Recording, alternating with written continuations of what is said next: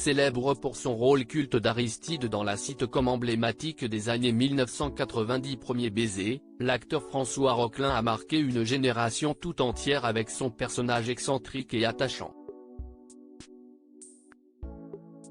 Un collectionneur de coléoptères malchanceux en amour mais toujours de bonne humeur, qui apportait une touche comique et colorée à la série, notamment grâce à ses bretelles iconiques et ses tenues extravagantes.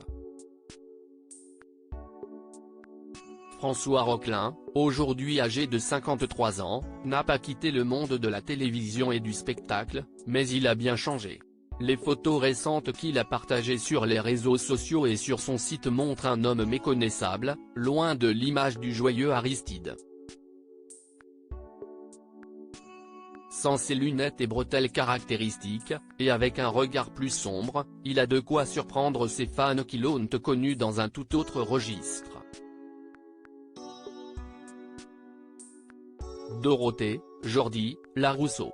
Que deviennent les stars des années 90 ? Après Premier baiser, François Roquelin a continué à apparaître dans divers programmes, notamment dans le Club Dorothée, Le miel et les abeilles et les années fac. En 1996, il a également tenté sa chance dans la musique avec le single Folle de mon corps sous le pseudonyme d'Harry le chanteur fou. Les fans ont eu le plaisir de le retrouver dans un épisode de Joséphine, Ange gardien en 2012, puis dans Petit secret entre voisins en 2014. La même année, il a repris son rôle d'Aristide dans Les Mystères de l'amour, faisant ainsi un clin d'œil à son personnage de Premier baiser.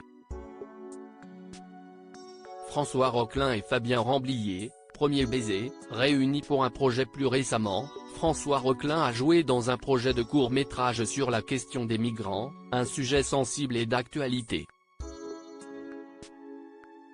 Réalisé par Fabien Ramblier, connu pour son rôle de Jérôme dans Premier baiser, ce film intitulé Jeanne met en lumière les préjugés et les différences culturelles.